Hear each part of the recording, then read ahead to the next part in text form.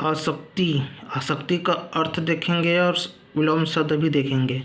आसक्ति में जो आसक्ति शब्द है वो आसक्ति के जो आ है ये उपसर्ग है, संस्कृत का उपसर्ग है। हमारे हिंदी पाठ्यक्रम में 3 ही उपसर्ग चलते हैं। एक विदेशी होता है, हिंदी के उपसर्ग, विदेशी उपसर्ग और संस्कृत के उपसर्ग। 3 उपसर्ग ही हमारे पाठ्यक्रम में चलता है। आसक्ति का अर्थ होता है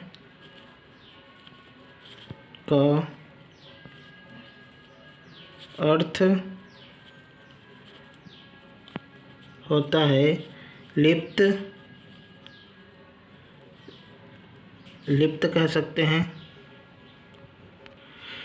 या कह सकते हैं किसी चीज़ के प्रति लगाव, क्या कह सकते हैं किसी चीज़ के प्रति विशेष रुचि। आसक्ति का अर्थ होता है लिप्त या किसी चीज़ के प्रति लगाव या किसी चीज़ के प्रति विशेष रुचि। और आसक्ति शब्द का विलोम शब्द होता है अनासक्त। और इसको 2 भाग में तोड़ सकते हैं। जो इसका संधि विच्छेद बनेगा वो बनेगा, इसका संधि विच्छेद अन प्लस आसक्त, ये इसका संधि विच्छेद हुआ। और ये होता है दीर्घ स्वर संधि के भेद है। ये दीर्घ स्वर संधि इसका विच्छेद होगा, अनासक्त। और अनासक्त का अर्थ होता है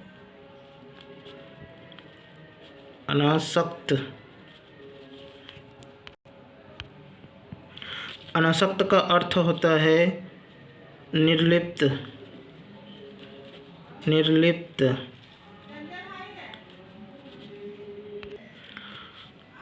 या कह सकते हैं किसी चीज़ के प्रति लगाव ना हो, किसी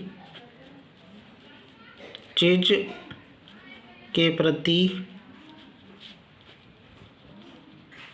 लगाव ना हो, वो अनासक्त है। अनासक्त का अर्थ होता है निर्लिप्त या किसी चीज़ के प्रति लगाव ना हो, अनासक्त कहा जाता है। वाक्य में प्रयोग देखेंगे। पहला, वह अपने काम के प्रति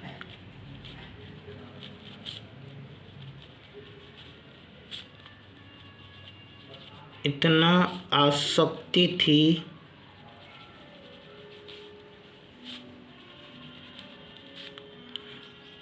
कि उसे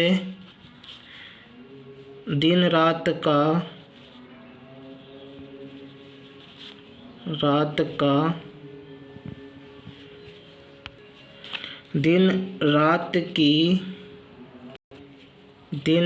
की सुध नहीं रहती थी। वह अपने काम के प्रति इतना आसक्ति थी कि उसे दिन रात की सुध नहीं रहती थी। दूसरा देखेंगे, ऋषि मुनियों को सांसारिक पदार्थों में आसक्ति नहीं होती है। अगला देखते हैं, संत जीवन में अनासक्त रहते हुए भी समाज की सेवा करते हैं।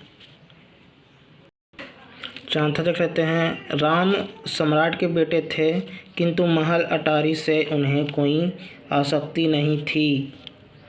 इस प्रकार हम देखें कि आसक्ति का अर्थ होता है लिप्त, किसी, या कह सकते हैं किसी चीज़ के प्रति लगाव या किसी चीज़ के प्रति विशेष रुचि।